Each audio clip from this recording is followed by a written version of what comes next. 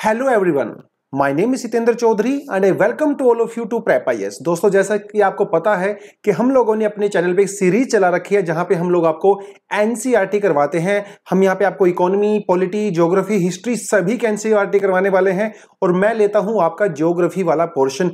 इससे पहले हम लोग 6th स्टैंडर्ड, 7th और 8th की एनसीईआरटी कर चुके हैं, जो हम लोगों ने मैराथन सेशन किया था, यानी कि सारी की सारी एनसीईआरटी हम लोगों ने एक ही सिटी में करवाई थी।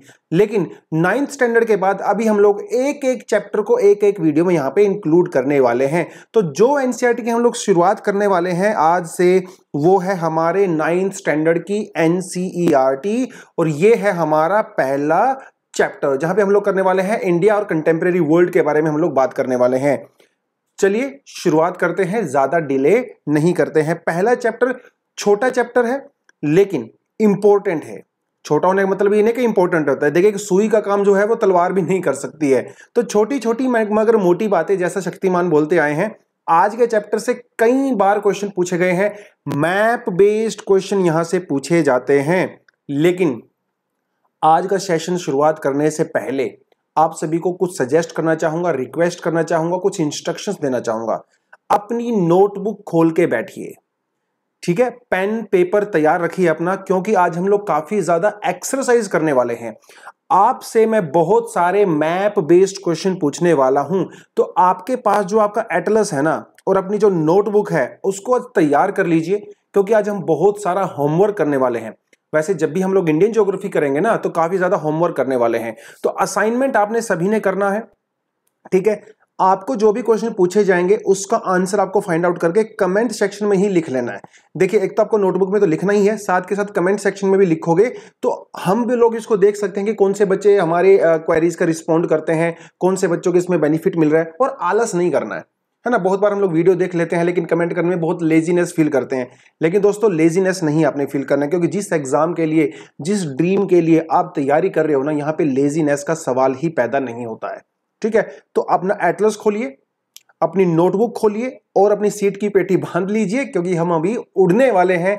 आज हम लोग करने वाले हैं India and it's size and location, ठीक है।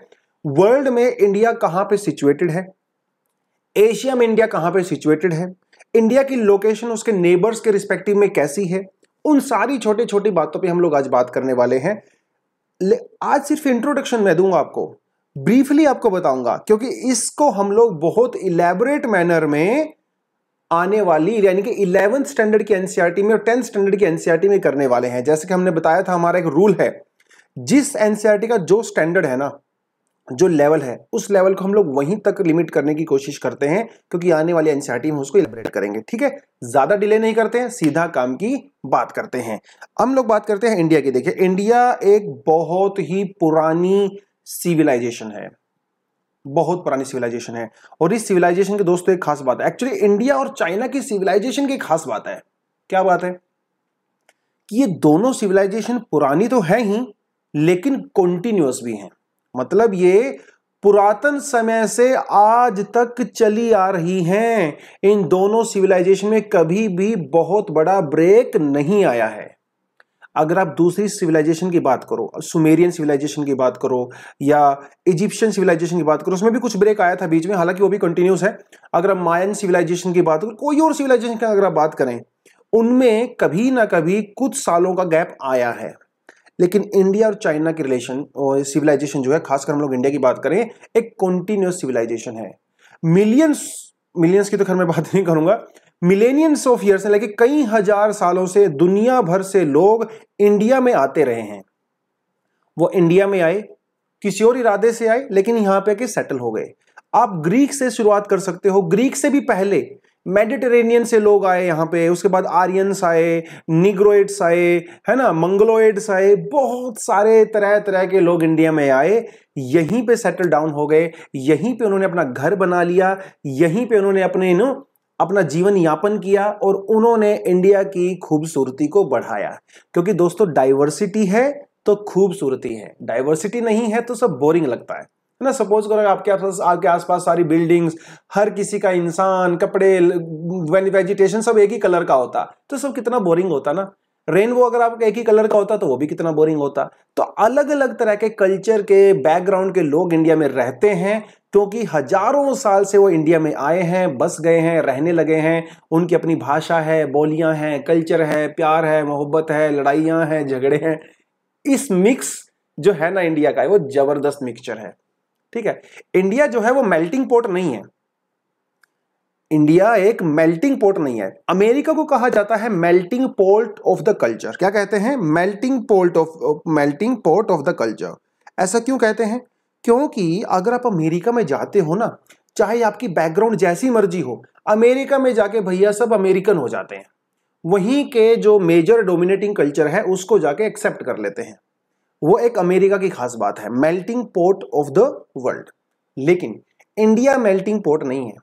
इंडिया क्या है? इंडिया सैलेड बाउल है। सैलेड बाउल बोलते हैं इंडिया को, क्योंकि यहां पे जितने भी कल्चर हैं वो सभी सैलेड की तरह एक ही बर्तन में रहते हैं, लेकिन उसके बावजूद भी उनकी सभी की अलग अलग आइडेंटिटी है। India is a salad bowl, America is a melting pot. India में हिंदू, मुस्लिम्स, है ना, ईसाई, अलग अलग धर्मों के, कल्चर के, लैंग्वेज वाले लोग रहते हैं, सब मिलजुल कर रहते हैं, लेकिन सबकी अपनी आइडेंटिटी है। एक दूसरे की आइडेंटिटी को इन्फ्लुएंस तो करते हैं, लेकिन उसको खत्म नहीं करते हैं। यह इंडिया की खास बात है। और क्योंकि हजारों साल से इंडिया में अलग अलग तरह के कल्चर रह रहे हैं, लोग आ रहे हैं, बस रहे हैं, इंडिया की पॉपुलेशन इंक्रीज होने का यह भी एक बहुत बड़ा रीजन है ना। चलिए, आया को समझ में? ये अभी तो सिर्फ एक कहानी की शुरुआत हुई है, कहानी तो अभी बहुत बाकी है। ठीक है, मैं थोड़ा इमोशनल होकर आपको इस तरह की कहानियां बताने लगता हूं। खैर, बात करते हैं इंडिया की लोकेशन की। पहले भी हम लोग बात कर चुके हैं। ठीक है, देखिए, ये हमारा है इधर इक्वेटर, ये आता है अपना यहां पे प्यारा भारत। अभी आप भारत की लोकेशन देखो तो इंडिया कंप्लीटली पूरी तरह से नदर्न हेमिस्फीयर के अंदर पड़ता है। आसान सा क्वेश्चन है, सिंपल क्वेश्चन है। उसके अलावा ये है हमारा 0 डिग्री लॉन्गिट्यूड, यानी कि Greenwich meridian, prime meridian. India इसके कंप्लीटली ईस्टर्न साइड में पड़ता है। तो अगर इंडिया की आप लोकेशन की बताने की कोशिश करो तो आप बोलोगे India is completely in the northern and eastern hemisphere. इसका मतलब यह हुआ कि इंडिया के जो लैटिट्यूड हैं, उन लैटिट्यूड पे हमेशा क्या लिखा होगा? एन लिखा होगा। और इंडिया का जो लॉन्गिट्यूड है, उन लॉन्गिट्यूड पे हमेशा ई लिखा होगा, ईस्ट साइड। एन मतलब नॉर्थ साइड, है ना बेसिक्स इंफॉर्मेशन। चलिए, क्या सिर्फ इतनी इंफॉर्मेशन से काम चल जाएगा? बिल्कुल भी नहीं चलेगा। अभी तो कहानी की शुरुआत हुई है। तो देखिए क्या कहता है, पहला ही पॉइंट क्या कहता है। आपको एक बात और बता दूं, देखिए यूपीएससी में तो इस तरह के बेसिक क्वेश्चन नहीं पूछता है, लेकिन स्टेट पीसीएस वगैरह में पूछ सकता है। 2 साल पहले अरुणाचल पीसीएस में आया था ये क्वेश्चन कि India lies completely in which hemisphere. तो वो बच्चे कंफ्यूज हो गए थे। तो एग्जाम में जब सिंपल क्वेश्चन आते हैं ना, बच्चे ज्यादा कंफ्यूज होते हैं। टफ क्वेश्चन में एग्जाम में हम लोग दिमाग लगाते हैं, हम ना कंफ्यूजन क्लियर कर देते हैं। कई बार हमें लगता है यार यूपीएससी इतना सिंपल क्वेश्चन कैसे पूछ सकता है ना, वो इसके अंदर कुछ ना कुछ ट्रिक होगा। हालांकि उसके अंदर बहुत बड़ा ट्रिक होता नहीं है, बहुत ईजी क्वेश्चन होता है। और वो ट्रिक ढूंढने के चक्कर में कई बार हम खुद ही ट्रिक हो जाते हैं, गलत कराते हैं। तो वो नहीं करना आपने। खैर, इंडिया जो है वो एंटायरली नदर्न हेमिस्फीयर में एग्जिस्ट करता है, जैसा कि यहां पे लिखा हुआ है। ठीक है, अगर आप इंडिया के लैटिट्यूड और लॉन्गिट्यूड को देखो तो वो क्या कहता है? कहता है कि इंडिया का जो लैटिट्यूड है वो 8 डिग्री 4 मिनट नॉर्थ से लेके 37 डिग्री 6 मिनट नॉर्थ तक है। यानी कि इंडिया का जो आपका सदर्न मोस्ट पॉइंट है यहां पे, वो कहां से है? 8 degree and 4 minute. 8 degree and 4 minute. जो इंडिया का नॉर्दर्न मोस्ट जो पॉइंट है वो आपका कितना हो जाता है? 37 डिग्री एंड 6 मिनट। और दोनों में नॉर्थ है, क्योंकि नॉर्थ हेमिस्फीयर में तो नॉर्थ तो होगा ही। अगर आप बात करें लॉन्गिट्यूड की, तो इंडिया का जो लॉन्गिट्यूड है वो सबसे जो हमारा वेस्टर्न मोस्ट लॉन्गिट्यूड है वो हमारा है 68 डिग्री 7 मिनट ईस्ट। और जो सबसे ईस्टर्न साइड वाला है वो कितना है? 97 डिग्री 25 मिनट ईस्ट। ठीक है, देखिए सभी में ई लिखा हुआ है और एन लिखा हुआ है, समझ गए? अगर अगर अगर आप इनको माइनस करो तो इंडिया का ईस्ट वेस्ट एक्सटेंशन और इंडिया का north south extension almost 30 degree है। इसका मतलब ये हुआ इंडिया जितना लंबा है उतना ही चौड़ा है। इंडिया की विड्थ और इंडिया की लेंथ लगभग सेम है, लेकिन देखने में ऐसा लगता है कि इंडिया नॉर्थ साउथ ज्यादा बड़ा है, जबकि दोनों कुल मिला के 3000 किलोमीटर के आसपास ही पड़ते हैं। Are you getting this point? चलिए क्या कहता है आगे। आगे कहता है कि ट्रॉपिक ऑफ कैंसर इंडिया को ऑलमोस्ट, देखिए इन छोटे छोटे वर्ड पे फोकस करने की जरूरत है। अगर एग्जाम में आ जाए question, Tropic of Cancer divides country into exact, देखिए अगर मैं एग्जैक्ट को ऑलमोस्ट से रिप्लेस कर दूं, अगर मैं यहां पे एग्जैक्ट लिख दूं ऑलमोस्ट की जगह, तो ये स्टेटमेंट इनकरेक्ट हो जाएगी, एक्सट्रीम हो जाएगी। ट्रॉपिक ऑफ कैंसर इंडिया को एग्जैक्ट दो हिस्सों में डिवाइड नहीं करता है, ऑलमोस्ट दो हिस्सों में डिवाइड करता है, थोड़ा सा फर्क है। ठीक है, आगे क्या कहता है? कहता है to the south east and the south west of mainland, ठीक है, lie the Andaman Nicobar and the Lakshadweep island. I hope आपको south west south east directions का तो पता चल गया होगा। क्या कहता है देखिए, अगर मैं थोड़ा सा अगर आपको यहाँ पे बताने की कोशिश करूं, तो ये हो जाता है हमारा नॉर्थ, ये हो जाता है हमारा साउथ, इधर हो जाता है हमारा ईस्ट, और ये हो जाता है हमारा वेस्ट। ये क्या होगा? नॉर्थ ईस्ट, ठीक है, क्योंकि नॉर्थ वाली साइड है और ईस्ट वाली साइड है। इधर क्या हो जाएगा आपका? ये हो जाएगा आपका south west. South west monsoon, क्योंकि मॉनसून विंड इसी तरफ से आती हैं, इंडिया के अंदर एंट्री करती हैं। यहां पे हो जाता है आपका नॉर्थ वेस्ट, यहां हो जाता है आपका साउथ ईस्ट। तो साउथ ईस्ट एशियन कंट्रीज हैं, है ना, इंडोनेशिया है, सिंगापुर है, मलेशिया है, वो सब साउथ ईस्ट एशियन कंट्रीज हैं। इंडिया से साउथ ईस्ट में पड़ता है ना।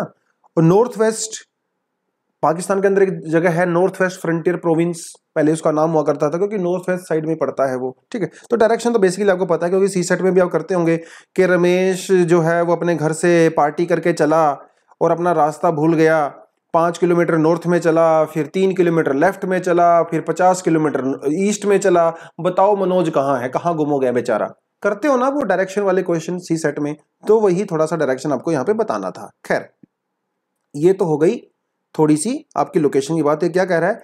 इंडिया के साउथ ईस्ट में क्या है? इंडिया के साउथ ईस्ट में क्या है? कौन से आइलैंड है? और इंडिया के साउथ वेस्ट में कौन कौन से आइलैंड है उसके बारे में बात कर रहा है। इंडिया के साउथ वेस्ट में आपको मिलता है अरेबियन सी। क्या मिलता है? अरेबियन सी। इंडिया के साउथ ईस्ट में आपको क्या मिलता है? बे ऑफ बंगाल। ये तो हम लोगों ने ओशन सीज की बात की। अगर आप आइलैंड्स की बात करो, Andaman and Nicobar island India के साउथ ईस्ट में पड़ते हैं। लक्षद्वीप आइलैंड जो है वो इंडिया के साउथ वेस्ट में पड़ते हैं। ठीक है, आगे मैप में देखेंगे हम लोग। देखिए, ये हम आपका हो जाता है आपका लक्षद्वीप आइलैंड, और इधर हो जाता है आपका क्या? आपका अंडमान निकोबार आइलैंड्स। ठीक है, तो ये पड़ते हैं आपके साउथ ईस्ट में और ये पड़ते हैं आपके साउथ वेस्ट में। ठीक है, ठीक है, समझ में आया कुछ? चलिए आगे बढ़ते हैं। कहता है इंडिया को जो सदर्न मोस्ट पॉइंट है उसका नाम है इंदिरा पॉइंट। क्या नाम है? इंदिरा पॉइंट। पहले इसका नाम पिग्मेलियन पॉइंट हुआ करता था, बाद में इसका नाम चेंज कर दिया गया। ठीक है, पिग्मेलियन पॉइंट कहां पे है? आपका जो अंडमान निकोबार आइलैंड है ना, निकोबार आइलैंड में आपका इंदिरा पॉइंट है, जो इंडिया का सदर्न मोस्ट पॉइंट है। ठीक है, 2004 में जो सुनामी आई थी उसमें कंप्लीटली डूब गया था, लेकिन बाद में जो है दिखने लगा बाहर वापस से। ठीक है, थोड़ा सा ये आपको बताना था। अगर हम लोग इंडिया के साइज की बात करें, वर्ल्ड मैप जब आप देखते हो ना, आपको ऐसा लगता होगा कि यार इंडिया छोटी सी कंट्री है, लेकिन इन मैप्स के साथ एक समस्या है।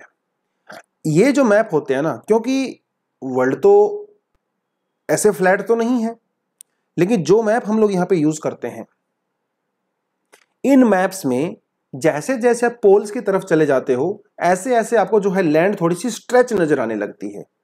जितना आपको नॉर्थ अमेरिका दिखाई दे रहा है ना, एक्चुअली इतना बड़ा है नहीं, और जितना छोटा आपको इंडिया दिखाई दे रहा है, इतना छोटा इंडिया है भी नहीं, इंडिया इससे बड़ा है। साइज वाइज इंडिया दुनिया का 7वां सबसे बड़ा कंट्री है क्षेत्रफल वाइज।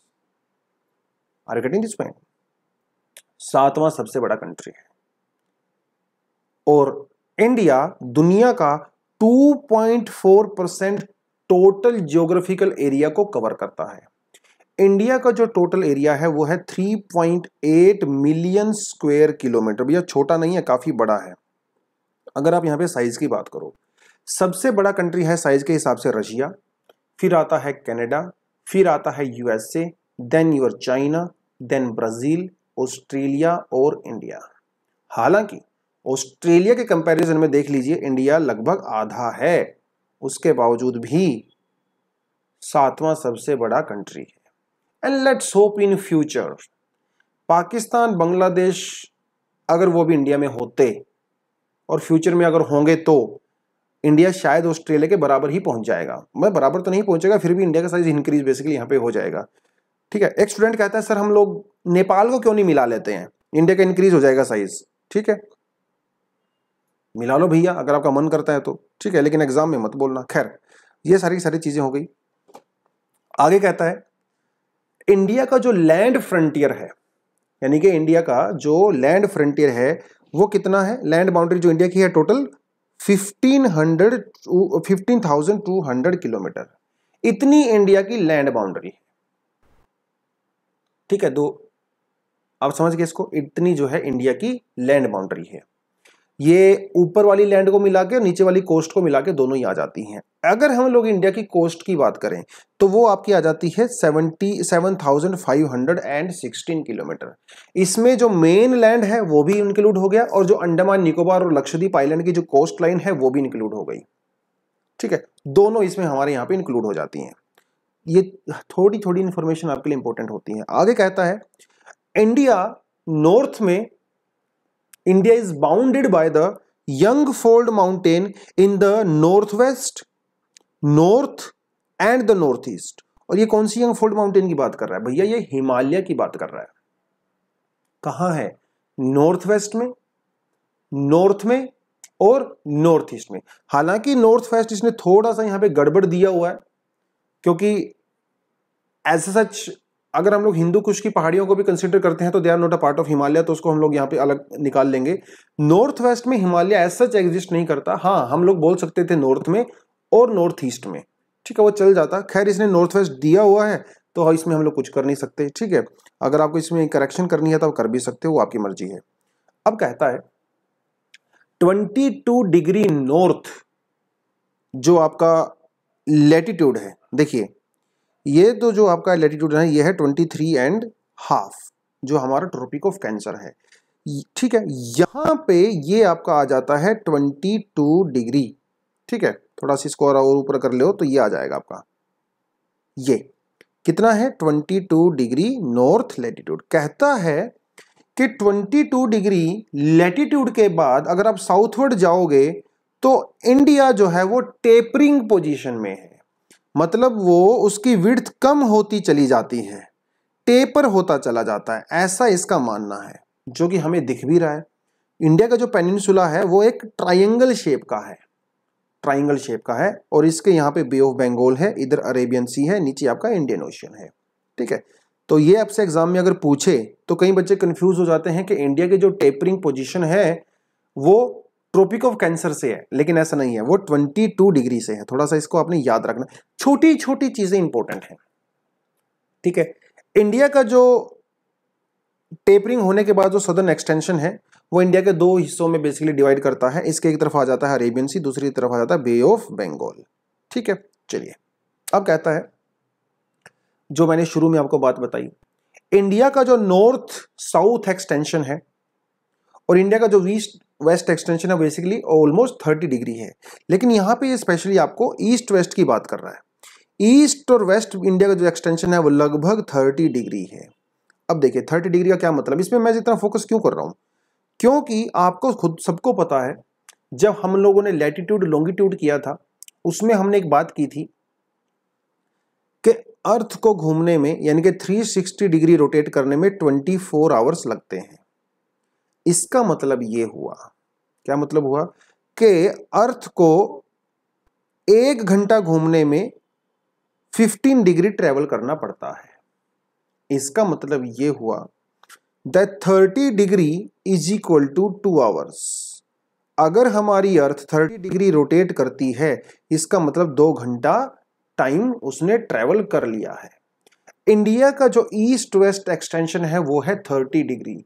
इसका मतलब इंडिया का जो वेस्टर्न मोस्ट पॉइंट है और इंडिया का जो ईस्टर्न मोस्ट पॉइंट है उसके बीच में लगभग 2 घंटे का फर्क है। अरुणाचल प्रदेश में जो हमारा ईस्टर्न मोस्ट पॉइंट है वहां पे जो सनराइज होता है वो 2 घंटे पहले हो जाता है, गुजरात में बाद में होता है। उसी के बारे में ये बात कर रहा है। इंडिया का जो स्टैंडर्ड मेरिडियन है वो है 82 डिग्री एंड 30 मिनट, यानी कि 82.5 डिग्री ईस्ट आप बोल सकते हो, जो कहां से पास होता है, मिर्जापुर से पास होता है, उत्तर प्रदेश में। ठीक है, समझे इस बात को। आगे कहता है, देखिए, latitudinal extent influences the duration of the day and night as one moves from north to south. इतनी इंपॉर्टेंट इंफॉर्मेशन है और मैं गारंटी के साथ कह सकता हूं अगर ये सिंपल सी स्टेटमेंट यूपीएससी ने पूछ लिया ना, 80% बच्चे इसको गलत करने वाले हैं, क्योंकि हम प्रॉपर तरीके से लैटिट्यूड लॉन्गिट्यूड अर्थ की रोटेशन रेवोल्यूशन पढ़ते ही नहीं है। लैटिट्यूड की बात कर रहा है मतलब हॉरिजॉन्टल लाइंस की बात कर रहा है। हॉरिजॉन्टल लाइन टाइम को इन्फ्लुएंस नहीं करती हैं, नो, टाइम को इन्फ्लुएंस नहीं करती है। टाइम को इन्फ्लुएंस करता है लॉन्गिट्यूड, है ना, ग्रीनविच से ईस्ट और वेस्ट साइड में। हाँ, आपका जो दिन और रात, डे और नाइट की जो ड्यूरेशन होती है वो इंपैक्ट होती है लैटिट्यूड से। जब आप इक्वेटर के ऊपर होते हो दोस्तों, यानी कि 0 डिग्री वाला जो आपका लैटिट्यूड होता है वहां पे डे और नाइट इक्वल होते हैं। जैसे जैसे आप इक्वेटर से पोल्स की तरफ जाते हो, डे और नाइट के बीच में फर्क आपका बढ़ने लगता है। समर में दिन बड़े होते हैं, रातें छोटी होती हैं। विंटर में रातें बड़ी होती हैं, दिन छोटे होते हैं। यानी कि जो आपका लैटिट्यूड है वो डिसाइड करता है डे और नाइट की लेंथ को। याद रखना है, इंपॉर्टेंट है, नोट कर लो इसको। अभी तक एग्जाम में स्टेटमेंट आया नहीं है लेकिन आ सकता है। इसका मतलब यह हुआ कि जब आप कन्याकुमारी से कश्मीर की तरफ जाओगे या फिर कश्मीर से कन्याकुमारी की तरफ आओगे, आपके दिन और रात के बीच में टाइम ड्यूरेशन जो है वो चेंज होता रहता है। कन्याकुमारी में क्योंकि वो इक्वेटर के पास है तो आपका दिन और रात के बीच में ज्यादा गैप नहीं होता है, लेकिन जब आप ऊपर की तरफ जाओगे, कन्याकुमारी से कश्मीर की तरफ जाओगे, तो ड्यूरेशन इंक्रीज होता है समर और विंटर के हिसाब से, है ना। मजेदार बात है, अभी तक ये स्टेटमेंट एग्जाम में आया नहीं है लेकिन पूछ सकते हैं आपको। ठीक है, चलिए क्या कहता है आगे, वही चीज मैंने आपको बताई, यहां पे हो गया। ठीक है, कहता है इंडिया का वर्ल्ड के साथ जो है क्या लोकेशन है वो थोड़ा देख लेते हैं। इंडियन जो लैंड मास है वो एकदम सेंट्रल लोकेशन पे है, और जो चीज सेंट्रल लोकेशन पे होती है ना वो बहुत इंपॉर्टेंट होती है। अब मैं किसके सेंट्रल लोकेशन की बात कर रहा हूं, आप बोलोगे सर ग्रीनविच सेंट्रल लोकेशन में है, क्योंकि अर्थ को 2 भागों में डिवाइड करता है। वैसे तो सारे मेरिडियन ही करते हैं, लेकिन इंडिया का सेंट्रल पोजीशन का मतलब यह है कि जो हमारा वेस्ट एशिया है और जो ईस्ट है उसको डिवाइड करता है। देखिए कहां गया हमारा प्यारा भारत, हाँ जी, ये देखिए, ये है अर्थ हमारे प्यारे भारत की सेंट्रल लोकेशन। यहां पे आपका आ जाता है वेस्ट एशिया और ये आपका आ जाता है ईस्ट एशिया। हुआ ना दोनों के बीच में, तो ईस्ट एशिया और वेस्ट एशिया इंडिया की भैया सेंट्रल लोकेशन है। अगर आपको यहां से यहां ट्रैवल करना है तो इंडिया से पास होके जाना पड़ेगा, यहां से यहां ट्रैवल करना है तो इंडिया से पास होके जाना पड़ेगा। अगर आपको समुद्र के रास्ते से भी आना है तो भी इंडियन ओशन में से आना पड़ेगा, और इंडिया का यहाँ पे डोमिनेंस है। इसका मतलब इंडिया की यहाँ पे एक बहुत जबरदस्त सेंट्रल लोकेशन है। अगर मैं आपको प्रेजेंट कॉन्टेक्स्ट में बताऊं, प्रेजेंट कॉन्टेक्स्ट देखिए कितनी जबरदस्त इंडिया की लोकेशन है, आपको इस बात से अंदाजा लग जाएगा कि यहाँ पे जो वेस्ट एशियन कंट्रीज हैं, जिसे मिडिल ईस्ट भी कहते हैं अमेरिका वाले, हमारे लिए मिडिल ईस्ट नहीं है वो, हमारे लिए वेस्ट एशिया है। ये जो कंट्रीज है ना वो ऑयल प्रोड्यूसिंग कंट्रीज हैं, तो दुनिया का 70% से ज्यादा ऑयल तो यही प्रोड्यूस कर रहे हैं, और ये जितना प्रोड्यूस करते हैं उतना ही एक्सपोर्ट करते हैं, क्योंकि यहाँ पे डोमेस्टिक कंजप्शन काफी कम है। अब मामला कहां फंसता है, ये आ गया आपका यहाँ पे यूरोप, और ये आ गया आपका स्वेज कनाल, ठीक है, इधर ये आ गया आपका चाइना, इधर आ गया ऑस्ट्रेलिया, और पैसिफिक ओशन से होते हुए आप चले जाते हो कनाडा और अमेरिका। अब अगर आपको तेल लेना है सऊदी अरेबिया से, तो आपको जो है यहाँ से आना पड़ेगा इंडियन ओशन से। इंडियन ओशन से होते हुए आप मलक्का स्ट्रेट से जाते हो, मलक्का स्ट्रेट से होते हुए आप पैसिफिक ओशन से होते हुए चले जाते हो अमेरिका। और अगर आपको अमेरिका से सऊदी अरेबिया में, अब ये शिप्स वापस भी तो आएंगे ना, एक ही साइड थोड़ी जाएंगे, तब भी आपको मलक्का स्ट्रेट से होते हुए इंडियन ओशन से ही पार होके जाना पड़ता है। चाइना भी बेचारा इंडिया की तरह क्रूड ऑयल काफी कम प्रोड्यूस करता है लोकली, तो चाइना में भी जो टैंकर जाते हैं ऑयल के, वो साउथ चाइना सी से होते हैं, वो भी चाइना में एंट्री करते हैं। इंडिया की तरह चाइना की भी दुखती रग क्या है? ऑयल है बेचारों की। हाँ, इंडिया हमारी भी दुखती रग ऑयल है, उनकी भी है, क्योंकि दोनों इंपोर्ट के ऊपर डिपेंड करते हैं। Are you getting this point? और दुनिया का, हम तो स्पेशली चाइना की बात करेंगे, ये जो मलक्का स्ट्रेट है ना, जहां से चाइना का ऑयल होके जाता है, इस मलक्का स्ट्रेट क्योंकि इंडिया के पास में पड़ता है, इसलिए अगर इंडिया चाइना के बीच में युद्ध हुआ कभी फ्यूचर में, तो इंडिया मलक्का स्ट्रेट को ब्लॉक कर सकता है। और एक बार हम लोगों ने मलक्का स्ट्रेट को ब्लॉक कर दिया तो समझ लो हम लोगों ने चाइना का टेंटवा दबा दिया। चाइना की गर्दन हमारे हाथ में है बेसिकली मलक्का स्ट्रेट। और मलक्का स्ट्रेट को यहाँ पे जो है सिंगापुर है, और ये जो कंट्रीज है ना, यहाँ पे अमेरिका का दबदबा है। अमेरिका की पूरी नेवी यहाँ पे बैठी हुई है, क्योंकि सिंगापुर बिल्कुल अमेरिका का क्लोज फ्रेंड है। इसीलिए चाइना घबराता है कहीं मलक्का स्ट्रेट को ब्लॉक ना कर दिया जाए। ऐसे ही कुछ कुछ खेल जो है वो स्वेज कनाल का भी है, उसके बारे में कभी बाद में बात करेंगे। लेकिन आपको मैं क्या समझाना चाहता हूं, आपको यही समझाना चाहता हूं कि इंडियन ओशन में इंडिया की बहुत डोमिनेटिंग पोजीशन है। इतनी ज्यादा डोमिनेटिंग पोजीशन है कि दुनिया वालों ने इस ओशन का नाम ही रख दिया इंडियन ओशन। क्योंकि भैया इंडिया से आप यहां से जो है पंगा नहीं ले सकते हो, बेसिकली बात ये है। Are you getting this point?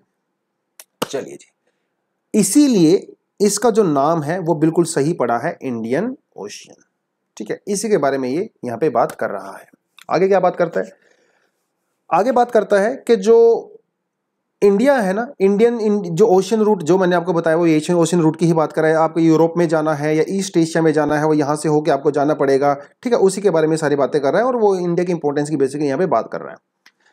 1869 में स्वेज कनाल ओपन हुई थी। उसके बाद इंडिया और यूरोप के बीच में डिस्टेंस 7000 किलोमीटर कम हो गया।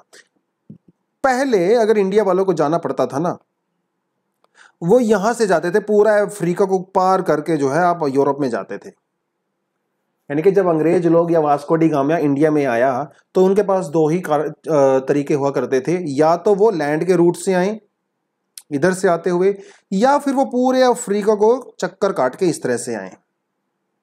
लेकिन जब से स्वेज कनाल ओपन हुआ तो आप आराम से मेडिटेरेनियन ओशन से होते हुए, स्वेज कनाल को पार करते हुए, रेड सी से होते हुए आप इंडिया में आराम से एंट्री कर सकते हो। तो 7000 किलोमीटर का फर्क पड़ गया भैया।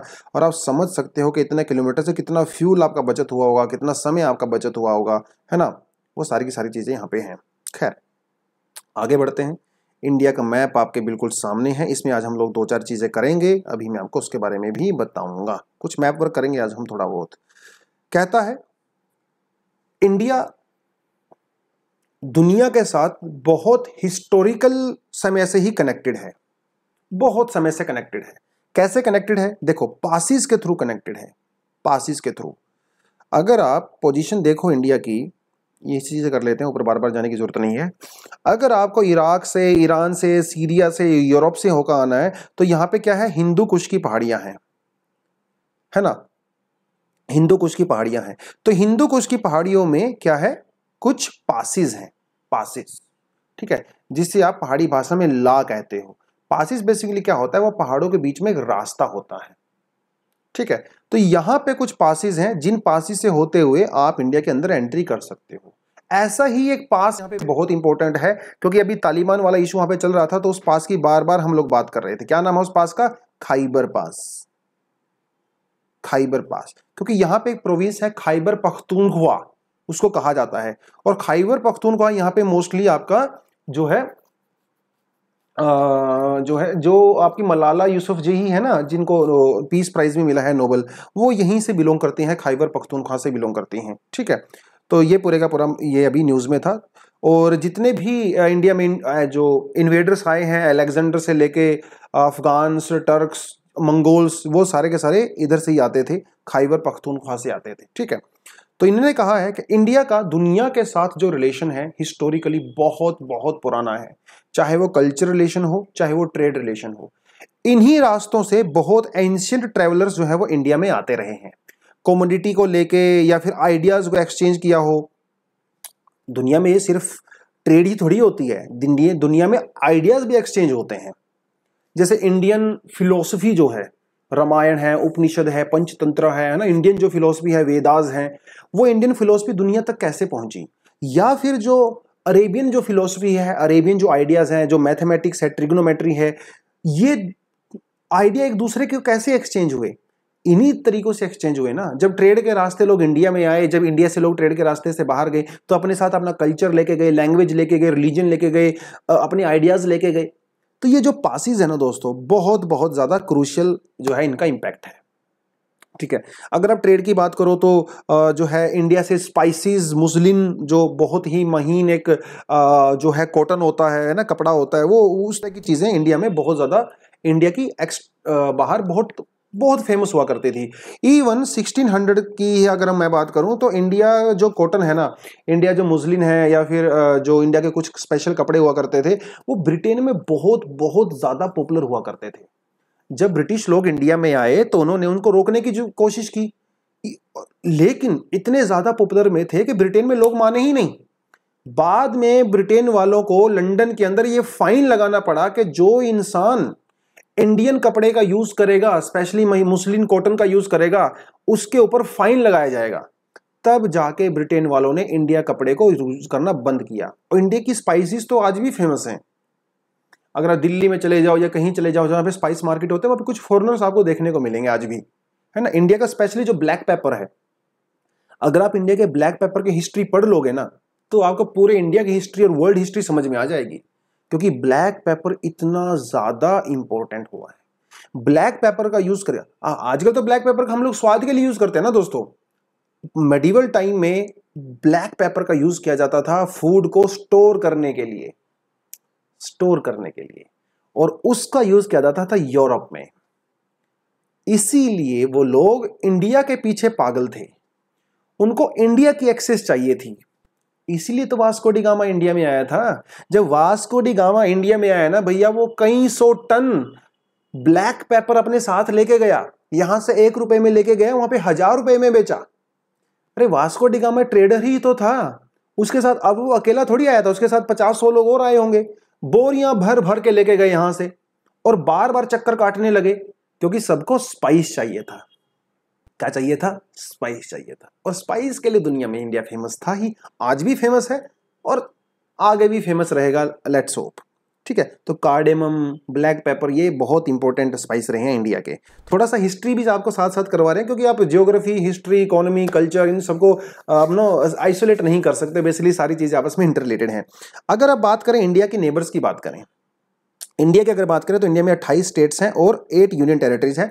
अभी दमन दीव को और को हम लोगों ने, दादरा नगर हवेली को एक कर दिया है, अगर नहीं होते तो 9 यूनियन टेरिटरी होती। जम्मू एंड कश्मीर जो पहले एक स्टेट हुआ करता था, इंडिया ने उसको 2 टेरिटरी में अभी डिवाइड कर दिया है। तेलंगाना जो है रिसेंटली ही नया स्टेट बना था। ठीक है, खैर ये सारी चीजें हो गई। उसके अलावा क्या कहता है, उसके अलावा जो है हमारी नेबर्स के बारे में बात करता है। इंडिया जो है पाकिस्तान के साथ बाउंड्री शेयर करता है, अफगानिस्तान के साथ बाउंड्री शेयर करता है। ठीक है, वो हो गया। चाइना के साथ, नेपाल के साथ और भूटान में नॉर्थ में शेयर करता है। म्यांमार के और बांग्लादेश के साथ जो है ईस्ट में शेयर करता है।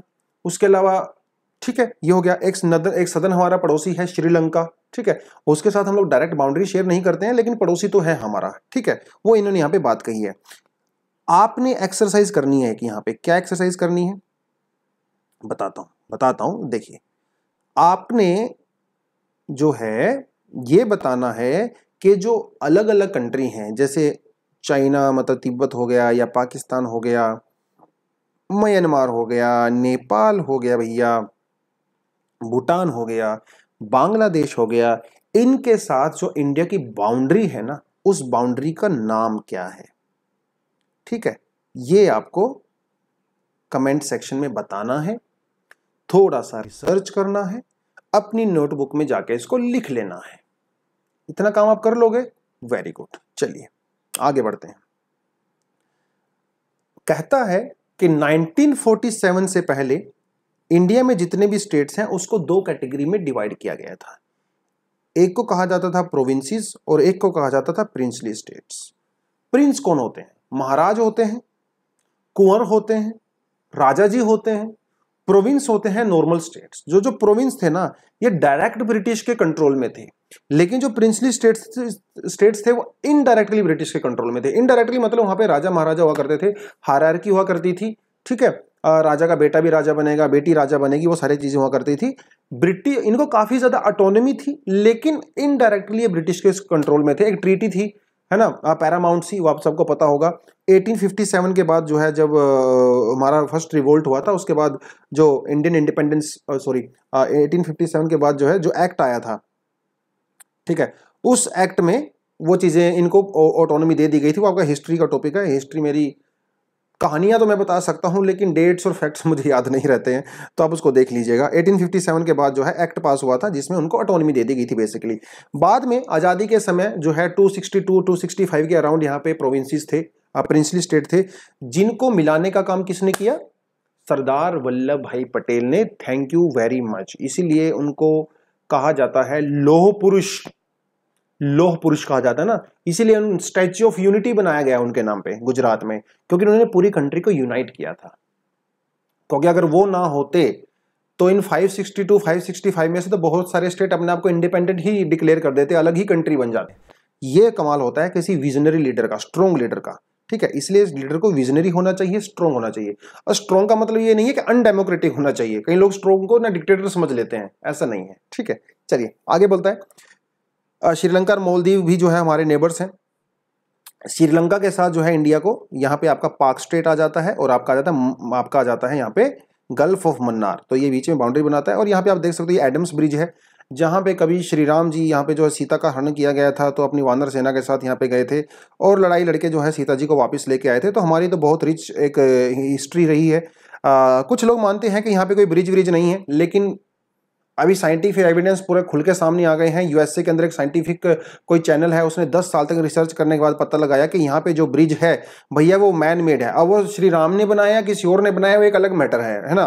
लेकिन ये ब्रिज यहाँ पे मैन मेड है। सैटेलाइट इमेजरी आपको पूरा दिखाती है, उस मामले में हम लोग नहीं जाएंगे। कुछ लोग इसको कंट्रोवर्शियल मान लेते हैं, साइंटिफिक एविडेंस होने के बावजूद भी बहुत लोग नहीं मानते हैं, है ना। वो लोगों की समस्या है, उसमें हम लोग कुछ नहीं कर सकते। खैर आगे कहता है कि इंडिया का जो है वो एक स्ट्रॉन्ग ज्योग्राफिकल हिस्टोरिकल लिंक रहा है अपने पड़ोसियों के साथ, इसमें किसी तरह का डाउट नहीं है। श्रीलंका के साथ तो बहुत सारे कल्चर रिलेशनशिप है हमारे। पाकिस्तान तो खैर, बांग्लादेश तो इंडिया के ही पार्ट हुआ करते थे, श्रीलंका भी इंडिया का ही पार्ट हुआ करता था, मतलब ब्रिटिश के अंडर में, और बाद में वो अलग हो गया। आज भी श्रीलंका के अंदर बहुत सारे तमिल्स रहते हैं, जिनको लेके यहाँ पे कुछ प्रॉब्लम्स भी हैं श्रीलंका के साथ हमारी, है ना। वो सारी की सारी चीज़ें यहाँ पे हैं। खैर आपने कुछ एक्सरसाइज करनी है दोस्तों। क्या एक्सरसाइज करनी है वो आपको मैं बता देता हूं। नोटबुक अपनी खोल लीजिए, वहां पे आराम से लिख लीजिए, क्योंकि ये सारी एक्सरसाइज आपने मुझे कमेंट सेक्शन में भी बतानी है और खुद की नोटबुक में भी लिखनी है।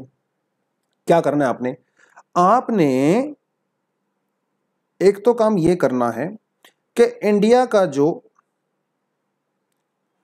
ट्रॉपिक ऑफ कैंसर है 23.5 डिग्री लैटिट्यूड, आपको पता लगाना है कि कौन कौन सी स्टेट में से पास होता है। Gujarat, Rajasthan, Madhya Pradesh, Chhattisgarh, Jharkhand, waste Bengal, Tripura and Mizoram. कितनी स्टेट हो गई? 1 2 3 4 5 6 7 और 8। आया मजा? चलिए, क्या इतने में ही काम चलेगा? नहीं। अगली एक्सरसाइज क्या है? अगली एक्सरसाइज ये है कि जो आपका 82.5 डिग्री लैटिट्यूड है वो कौन कौन से स्टेट में से पास होता है। फटाफट इसको कमेंट सेक्शन में भी बताओ और अपने नोटबुक में भी लिखो। एक और चीज, जो कश्मीर है और जो कन्याकुमारी है, कश्मीर और कन्याकुमारी जो आपका लॉन्गिट्यूड है, ये कौन कौन से स्टेट में से पास होता है। बहुत रेलेवेंट क्वेश्चन है, एग्जाम में पूछे जाते हैं, ठीक है। कौन कौन से स्टेट में से पास होता है ये भी बताना है, और ये भी बताना है कि इस लॉन्गिट्यूड के आसपास कौन कौन सी मेजर सिटीज हैं। मेजर सिटीज बता दोगे? बता दोगे नहीं, बताना है। टाइप करना शुरू करो, अपना एटलस खोलो, उसमें जांचो परखो, अपने नोटबुक में भी लिखो, साथ के साथ लिखते रहो, बताते रहो, ठीक है। उसके अलावा भैया जो आपका ट्रॉपिक ऑफ कैंसर है इसके ऊपर कौन कौन सी मेजर सिटीज हैं वो भी आपको फाइंड आउट करनी है। आया समझ में? चलिए आगे आपको क्या बताना है? आगे आपको बताना है कि इंडिया के कौन कौन से स्टेट्स पाकिस्तान के साथ बाउंड्री शेयर करते हैं, कौन कौन से स्टेट्स नेपाल के साथ, कौन कौन से स्टेट चाइना के साथ, कौन से स्टेट अफगानिस्तान के साथ, कौन से स्टेट बांग्लादेश के साथ, कौन से स्टेट जो है म्यांमार के साथ। एक आपको ये बताना है बाउंड्री शेयर करते हैं। इनमें से भी आपने क्या करना है, जो इसको डिसेंडिंग ऑर्डर में आपने अरेंज करना है। दूसरी बात, length of international border descending order में करो। वैसे बांग्लादेश के साथ हम लोग बहुत बड़ी बाउंड्री शेयर करते हैं, है ना, बांग्लादेश के साथ, चाइना के साथ, पाकिस्तान के साथ अरेंज करना है बेसिकली आपको, ठीक है। लेंथ जो है वाइज उसको अरेंज करिए। ये हो गया आपका। चलिए एक आपने क्या बताना है, इंडिया के अंदर कौन कौन सी लैंड लॉक्ड स्टेट्स हैं। लैंड लॉक स्टेट्स, इसमें आपने सिर्फ उन्हीं लैंड लॉक के बारे में बताना है विदाउट एनी फ्रंटियर। फ्रंटियर का मतलब होता है जिसकी कोई इंटरनेशनल बाउंड्री शेयर नहीं करते हैं, वो आपका बताना है। एक आपने ये बताना है कि इंडिया में कौन कौन से स्टेट्स हैं जो एक इंटरनेशनल बाउंड्री शेयर करते हैं, यानी कि स्टेट्स विद फ्रंटियर। ये आपने एक एक्सरसाइज करनी है यहां पे। इसके अलावा आपने उन स्टेट्स का नाम बताना है जो दूसरे मैक्सिमम स्टेट्स के साथ बाउंड्री शेयर करते हैं। आसान है, और इसको डिसेंडिंग ऑर्डर में भी अरेंज कर लेना है, ठीक है। ज्यादातर यहां पे आपका फोकस किसके ऊपर होना चाहिए, आसाम के ऊपर, यूपी के ऊपर, मध्य प्रदेश के ऊपर, ठीक है। ये आपको यहां पे एक्सरसाइज करनी है। उसके अलावा आपने ये बताना है कि इंडिया की कौन कौन सी स्टेट्स एक से ज्यादा कंट्री के साथ बाउंड्री शेयर करती हैं। एक से ज्यादा कंट्री के साथ बाउंड्री शेयर करती हैं। एक ये एक्सरसाइज हो गई आपकी। उसके अलावा नेक्स्ट एक्सरसाइज आपने ये बतानी है, इंडिया की कौन कौन सी स्टेट्स जो हैं उनकी एक कोस्ट लाइन है। क्या है? Coast line. उसके अलावा आपने ये बतानी है इंडिया की कौन सी ऐसी स्टेट्स हैं जिनके पास कोस्ट लाइन भी है और इंटरनेशनल बाउंड्री भी है, मतलब फ्रंटियर भी है, ठीक है। वो आप यहां पे बता दीजिए। आसान है, कोई डिफिकल्ट नहीं है। तो ये जो लोकेशन बेस्ड क्वेश्चन है आपसे एग्जाम में पूछे जाते हैं। उसके अलावा इंडिया की जो स्टेट्स हैं, जो कोस्टल स्टेट्स, उनको आप डिसेंडिंग ऑर्डर में या असेंडिंग ऑर्डर में अरेंज कीजिए कि जिसकी सबसे ज्यादा है, जैसे मान लो गुजरात की सबसे ज्यादा है, ठीक है, आप उसको कीजिए।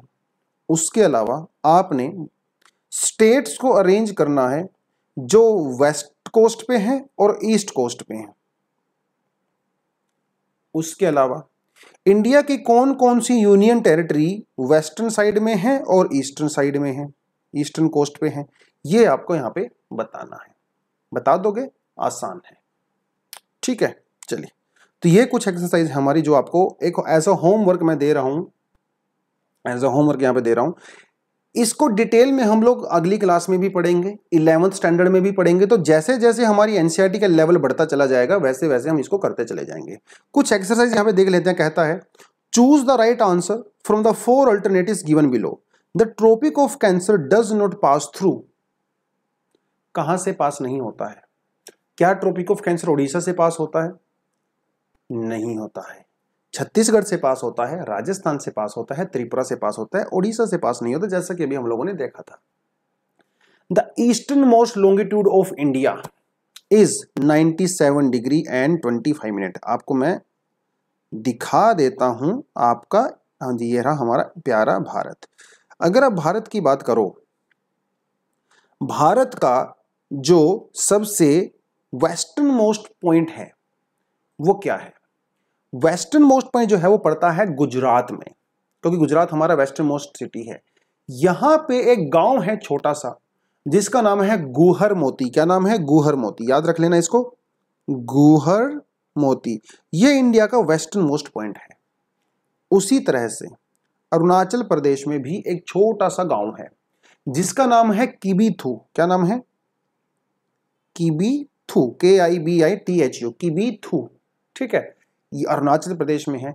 यहीं से आपके जो लोहित रिवर है वो एंट्री करती है, लोहित रिवर, याद रहेगा। उसके अलावा इंडिया का जो सदर्न मोस्ट पॉइंट है वो तो आपको पता है, इंदिरा है ना, इंदिरा पॉइंट है, इंदिरा कोल, इसको आप इंदिरा पॉइंट, ठीक है, इंदिरा पॉइंट। इंडिया का जो नदर्न मोस्ट पॉइंट है वो आपका आ जाता है यहाँ पे, क्योंकि यहाँ पे आपका आ जाता है क्या? सियाचिन ग्लेशियर। सियाचिन ग्लेशियर में जो ये ऊपर वाला पॉइंट है ये है आपका इंदिरा कोल। क्या नाम है इसका? इंदिरा कोल। ठीक है, ये इंडिया का नदर्न मोस्ट पॉइंट आ जाता है आपका, जो आपका सियाचिन ग्लेशियर पे पड़ता है।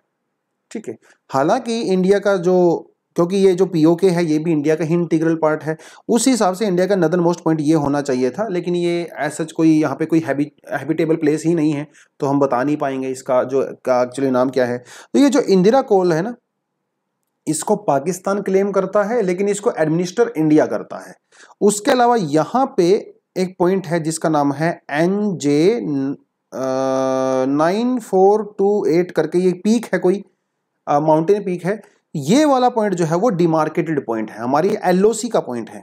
ठीक है, LOC का पॉइंट है। खैर इतना डिटेल हम थोड़ा आगे क्लासेस में भी कर लेंगे, लेकिन थोड़ा सा आपको बताना था, आप इसको यहाँ पे देख लीजिए, इंटरेस्टिंग लगा मुझे तो सोचा आपको मैं बता ही देता हूँ। खैर आगे कहता है उत्तराखंड, कहता है Uttarakhand, Uttar Pradesh, Bihar, west Bengal and Sikkim have a common frontier with, कौन सी कंट्री के साथ front?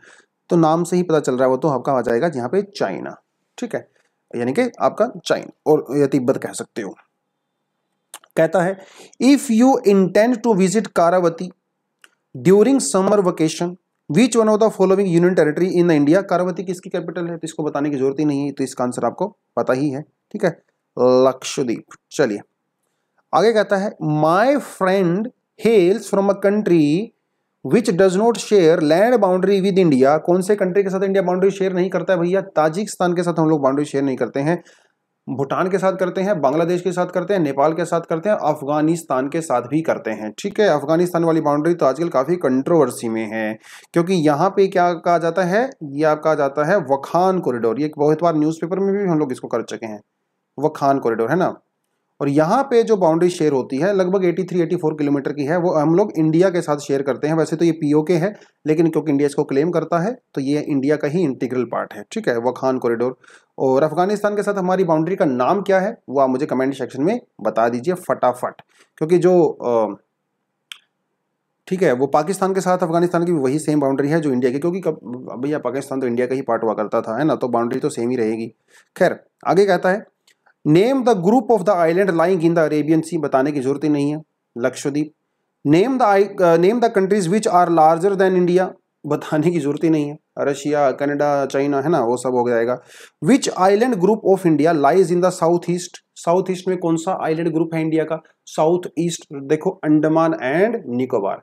Which island countries are our southern neighbours, कौन सी आइलैंड कंट्री हमारा सदर्न नेबर है? श्रीलंका है। आसान सा सवाल था। ठीक है, तो मैप अगर आपको कुछ कर सीखना है तो आप यहाँ से भी मैप सीख सकते हो, लेकिन दोस्तों मैप बहुत इंपॉर्टेंट है, आपको अपना मैप आज से ही शुरू करना पड़ेगा, क्योंकि देखिए अभी तो आप तैयारी के सिर्फ बिल्कुल बेसिक पॉइंट पे हो।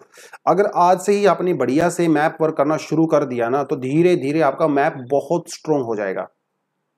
तो जब भी आप ज्योग्राफी के टॉपिक पढ़ो ना, तो अपना एटलस साथ लेके बैठा करो। ज्योग्राफी अगर आपका एक बार स्ट्रॉन्ग हो गया, मैप आपका स्ट्रॉन्ग हो गया, तो समझ लो आपके 3-4 क्वेश्चंस तो वैसे ही सोल्व हो जाएंगे एग्जाम में।